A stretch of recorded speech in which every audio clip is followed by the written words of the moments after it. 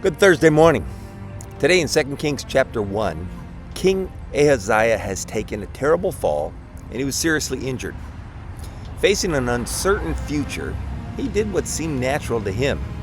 He sent messengers to inquire of Baal Zebub, the god of Ekron, to find out if he would recover. Before they could reach their destination, God intercepted them through the prophet Elijah. The Lord asked a piercing question. Is there no God in Israel? Why are you going to Baal Zebub to ask whether the king will recover? It wasn't that Ahaziah lacked options.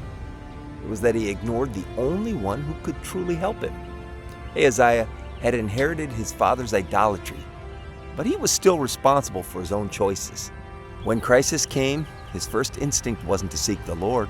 It was to seek another source of hope. That's the heart of idolatry, looking anywhere but to God for the answers, security, or the peace that only He can provide. We may not be tempted to consult a pagan god, but we can be tempted to look first to our own wisdom, the opinion of others, the latest social media posts, or even our own fears. None of those things are wrong per se, but when they replace God as our first source of direction, then that's a problem. I find it interesting that Ahaziah's messengers were ignorant as to who the prophet was. They described him as a hairy man wearing a leather belt around his waist. The messengers, they may have been ignorant, but the king knew instantly who it was.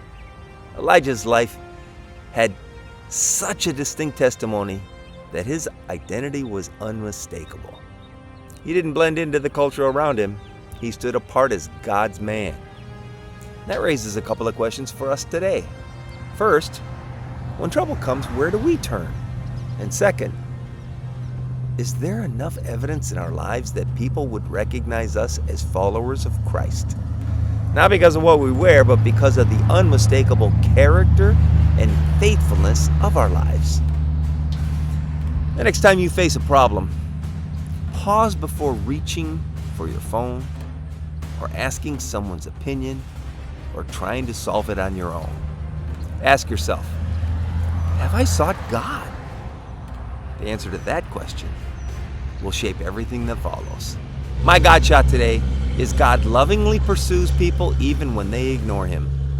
Before Ahaziah ever reached for a false god, the true God intervened. That's the heart of God.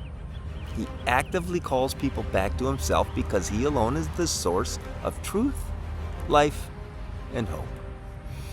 Father, forgive me for the times that I look anywhere else for help before I come to You. Train my heart to seek You first in every decision, every fear, and every uncertainty.